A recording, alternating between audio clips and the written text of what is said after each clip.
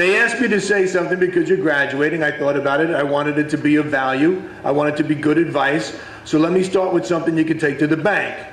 When you get up in the morning, drink 2 glasses of water. Whatever else I say, remember that. Drink 2 glasses of water when you get up. Easy to remember, good for your kidneys. Second, not to bring up something upsetting, but when you leave here today, you may go through a period of unemployment. My suggestion is this: enjoy it. Have a second cup of coffee. Go to the park. Read Walt Whitman. Walt Whitman loved being an unemployed. I don't believe he ever did an honest day's work in his life. As you may know, he was a poet. If a lot of time goes by and you continue to be unemployed, you may want to consider announcing to all appropriate parties you have become a poet. Next, be nice to your parents or guardians. They are exhausted. They don't even know why anymore. They're too tired and too poor to figure it out. But I'm here to tell you, you are the reason they are exhausted. And if you feel guilty, that's good. It's important to feel guilty at graduation. Not for being born or costing a fortune. You should feel guilty for going through puberty. Nobody should have to live with anybody going through puberty. Look at your parents. They are in shock. They have seen something terrible. They have seen you go through puberty. So here we are, commencement. You've gone through puberty. You made it through college. Your loved ones staggered to this event, and it's graduation. The day stands before you like an open gate. What's on the other side? You gotta wonder. A hideous job, a satisfying marriage, a spiritual quest. I'll share with you my experience. I was born and raised in the Bronx. I worked like a dog all my life. I have had my heart broken numerous times. I have had great success, humiliation, physical affliction, and I have seen the face of despair. When I stand here, I feel like I've dropped out of the mouth of a storm and my hair is crazy on my head. That storm is life. Life is very long and very short, and it's unknowable and strange and terrifying and beautiful, and it's spooky and boring and bitter and nasty and elegant and extreme. And if you are lucky, you have the courage to want it to be all those things. You commit to it. You commit to live and not run away. It's true I've learned nothing. It's true nobody changes, not really. But if you commit to your life and live it, you will become more and more truly you, and that's a great thing. That has something of the divine in it. My hair's gone gray on my head from struggle, pain, and strife. I have drunk too much whiskey, written some rotten plays. I have gotten married too many times. And what have I achieved as a result? What progress have I made at the end of it all? Here I am, brothers and sisters, back in the Bronx. That's the secret.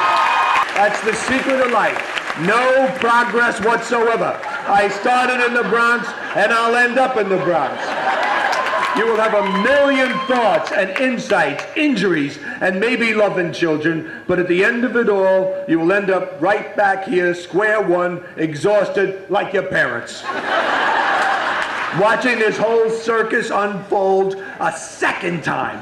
And you will know for certain nothing except one thing. You lived. You did it.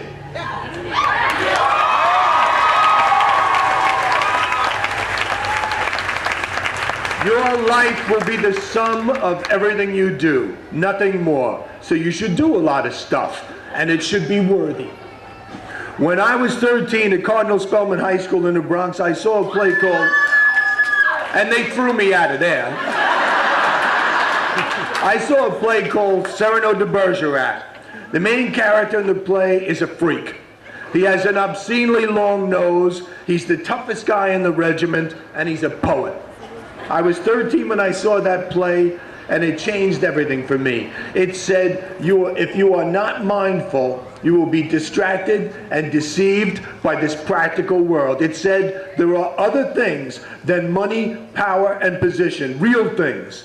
And these are the things that make life sweet. Honor, courage, love, poetry, glory, beauty, nobility of purpose, gallantry, and friendship.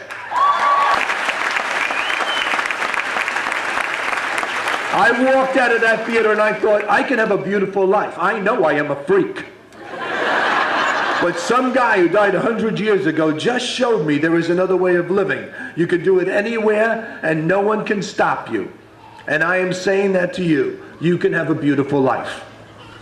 If you want to have an exciting life, a surprising life, this is what I suggest. When you choose to speak, tell the truth.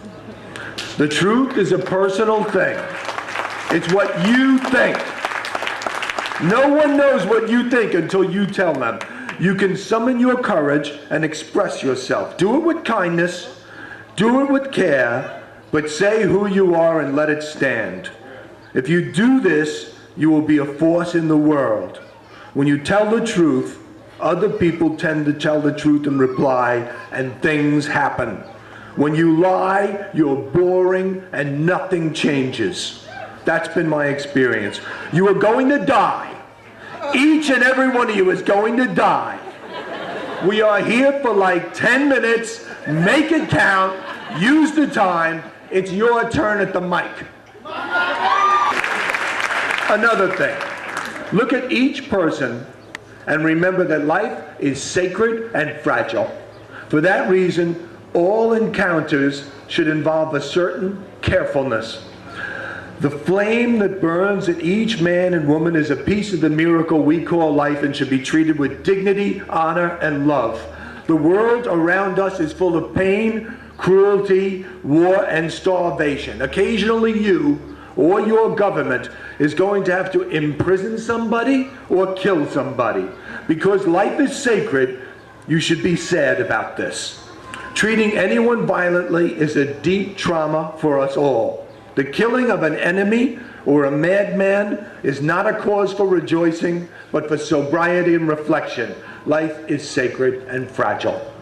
Which is why jail is another burden, a burden we all carry. We have a lot of people in jail in this country, and I must observe on some level, when your brother is in jail, you are in jail. Have compassion and respect for the dignity of these forgotten people. It's good for the soul.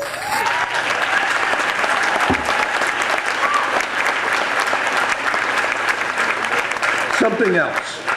I grew up in the feminist movement, and they have fought many battles that needed to be fought. There is still more work to do. But I would also like to point out, there is nothing wrong with treating women tenderly, with speaking of them respectfully, with honoring them as women.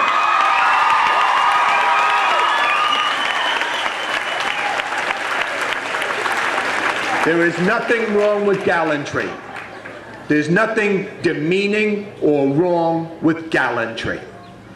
Does it matter that I'm saying these things to you? Will it make any difference in your lives? I don't know. But I have to do my job and give you my best thoughts. Each of us should give it a try, you know?